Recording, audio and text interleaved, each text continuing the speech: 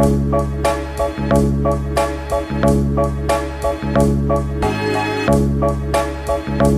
what it do, what it does, what's goody, what's happening everyone? It's your boy here, Abdul Rahim, back again with another great, amazing OnePlus video. Now we're gonna talk about OnePlus 8 and 8 Pro. So for further ado, let's get started. So to get started, on the OnePlus 8, it has a 6.5-inch display, and OnePlus 8 Pro, it has a 6.7-inch display.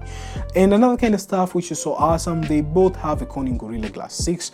Another kind of stuff, they all come up with HDR10+, but on the OnePlus 8, it has a 90 Hz of display, while the OnePlus 8 Pro, it has a 120 Hz of display. They all come with an Android 10.0, which is equivalent to Oxygen OS. And another kind of stuff, it comes up with the chipset of Qualcomm, which is a Snapdragon of 865, and they all have the same processor, so there's no any kind of difference here. The only difference comes with the processor, gigahertz, and how much it picks and stuff like that. They all have the GPU of Adreno 650, which is something which is so great. When it comes to storage side, OnePlus 8, it has a 128GB of storage and 8GB of RAM, and a 256GB of storage and a 12GB of RAM.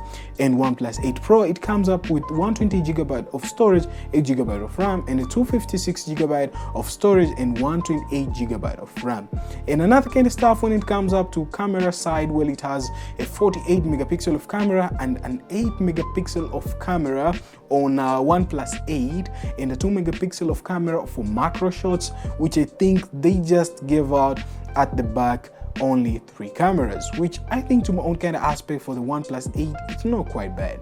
Jumping out to the OnePlus 8 Pro, it comes up with a 48 megapixel of camera and an 8 megapixel of camera for telephoto, and another kind of stuff, it has a 48 megapixel of camera for ultra wide and a 5 megapixel of camera for depth, which is something which is so awesome. They all shoot video for up to 2160p by 30 fps to 60 fps, which to my own kind of aspect is quite not bad.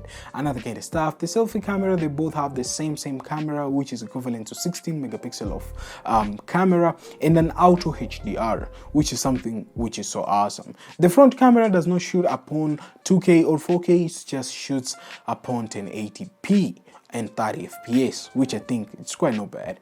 Another kind of stuff, they don't have no more jack. Headphone jack is no more, it's just the Type-C and the dongle, you know what I'm saying.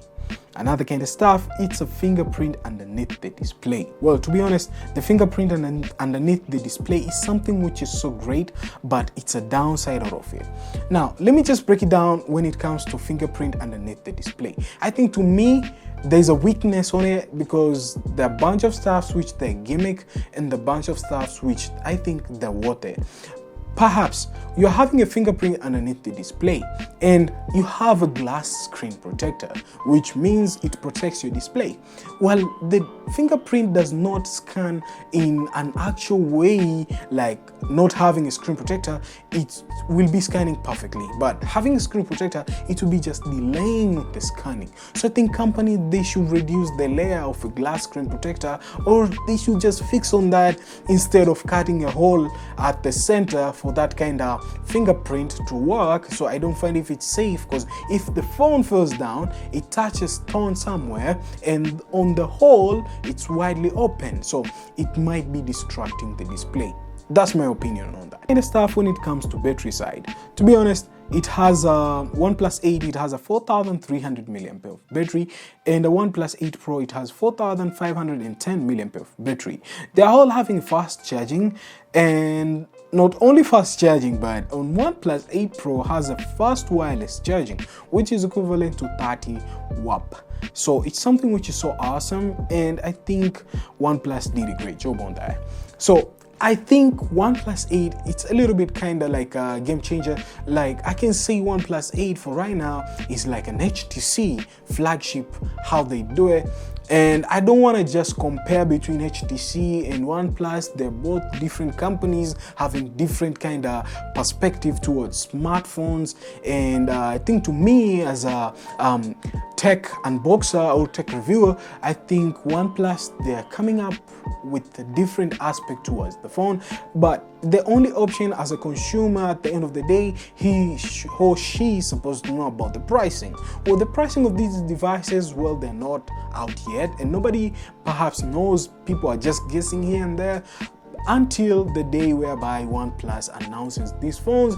And to be honest, on this one, I think OnePlus will go for budget phones, so it won't be that much high-end pricing. I think they'll try to minimize it because of even what's going on around the globe. So this is my review, or my kind of tech talk on the OnePlus 8 and 8 Pro. Let me know in the comments down below what you're thinking. Is it a great kind of amazing kind of project for the OnePlus, or they're just like, meh, let us just roll out the OnePlus 8 and 8 Pro, and later on this kind of year, fall, we're gonna release some leak again. We're gonna release some leaks, you know what I'm saying? But to be honest, OnePlus, they're doing a great job doing their phones into great kind of an amazing thing. So thank you guys for watching. I hope you enjoyed on this kind of amazing kind of tech talk video, and let me know in the comments down below what you're thinking, and I'll be catching you guys on the next one. As always, stay sharp and creative, and if you're new here, consider subscribing. I really appreciate on that. And last but not least, I'll be catching you guys on the next one.